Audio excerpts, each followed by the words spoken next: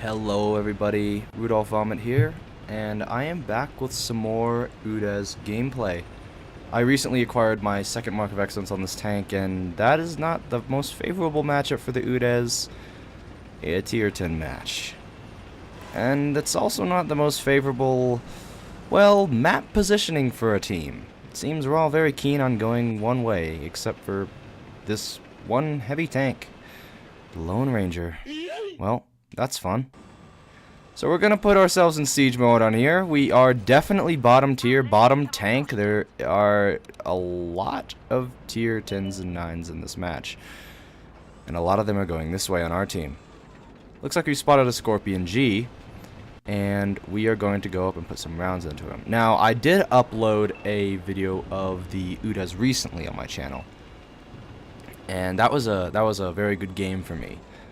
Now this game I upload because it is also a very good game, and I had a little trouble deciding which match was better collectively. You'll have to see what happens at the end result of this game, because this was also a very good game for me in my UDES, and it definitely pushed my Marks of Excellence % up by a significant amount.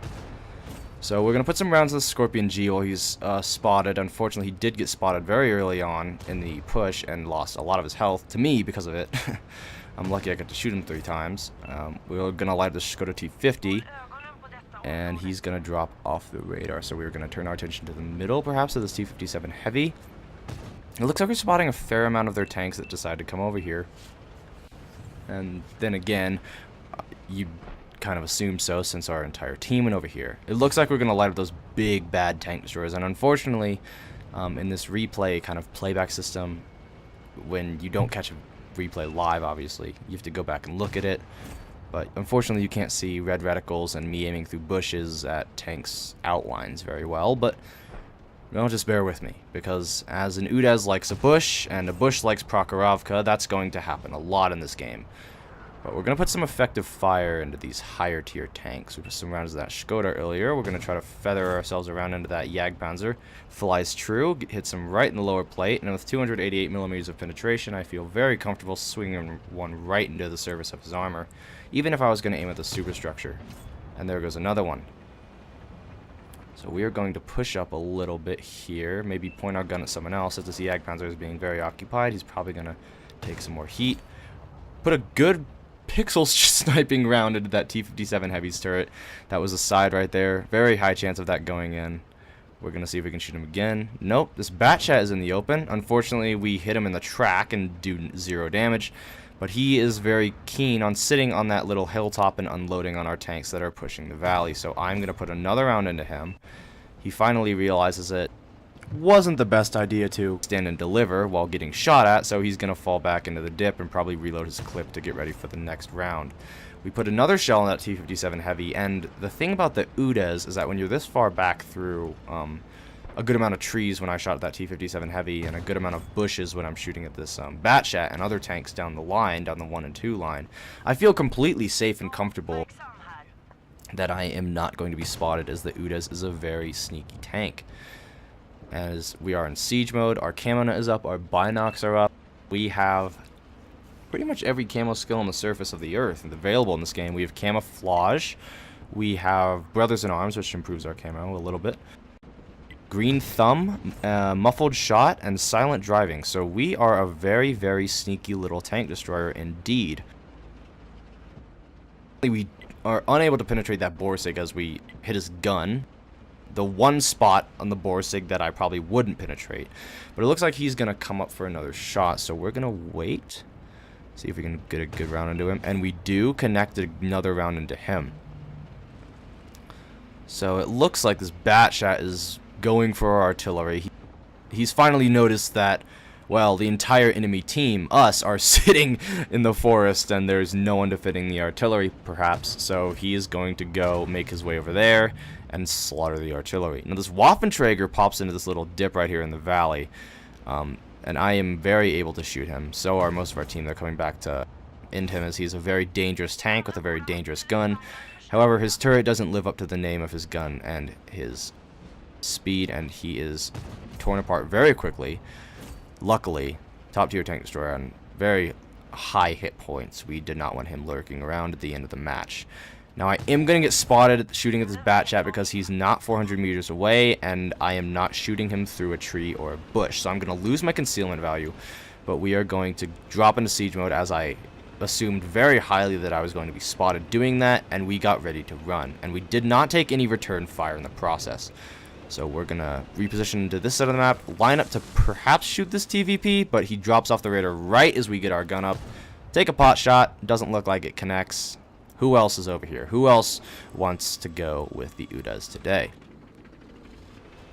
This Lorraine on the other side of the hill, that looks meaty enough for me to finish off. So we're going to drop the tank into siege mode, go backwards up onto the hill. And this tank actually goes backwards almost as fast as it does forwards. Its top speed forwards, I believe, is 72 kilometers an hour. The reverse speed is probably 65 kilometers an hour, which is very, very good for reverse speed. But considering this tank has about 20 millimeters of frontal armor, and while it's very well sloped, it's at tier 8, when even there's tier 6s of the match, no one has a 61 caliber or lower gun, so everything's going to be able to overmatch you. So what you use in the UDES is your speed, your stealth, and your gun to keep your tank working and keep those rounds going in. Speaking of rounds going in, we put a good round into that Lorraine, and it looks like he is aware that people are looking at him, so he's going to back off. Meaning we're going to drop back into siege mode and return to the bushes that we once were raised from to get some more heat on these guys pushing north into our base. Now, you'd think a limbing train like this would have lost, well, pretty quickly. But from Prokhorovka, and now don't get me wrong, I wouldn't choose to limbing train on this side of Prokhorovka all the time. But by limbing training on this side of Prokhorovka, all of our forces are collected and gathered in one spot so we can equally support each other.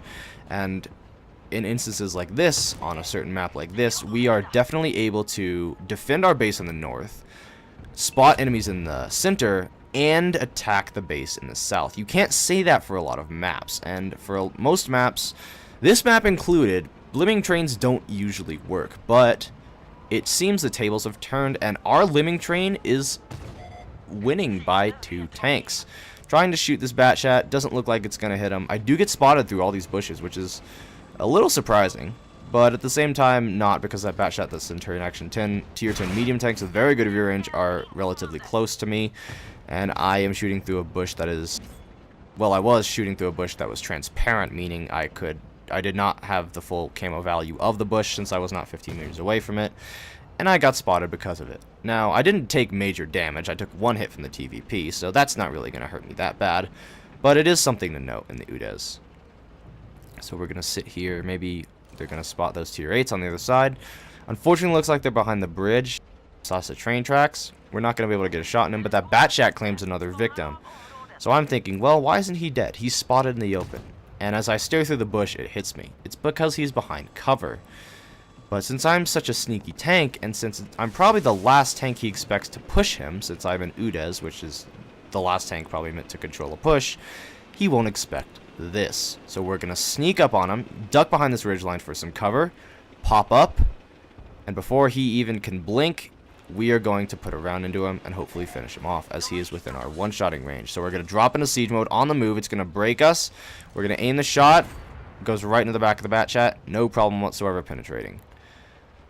So in this tier 10 matchup, I've felt very comfortable in the UDES, sitting behind concealment, camping like a noob, and just slamming shells and after shells into enemy tanks.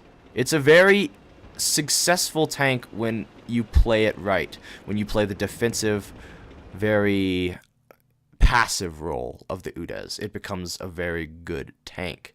Never, well, almost never, try to advance in the UDES. And even in bottom tier matchups, you can yield fantastic results. That eyes forward a good game, but, well, a bottom tier 8 tank destroyer had a better one.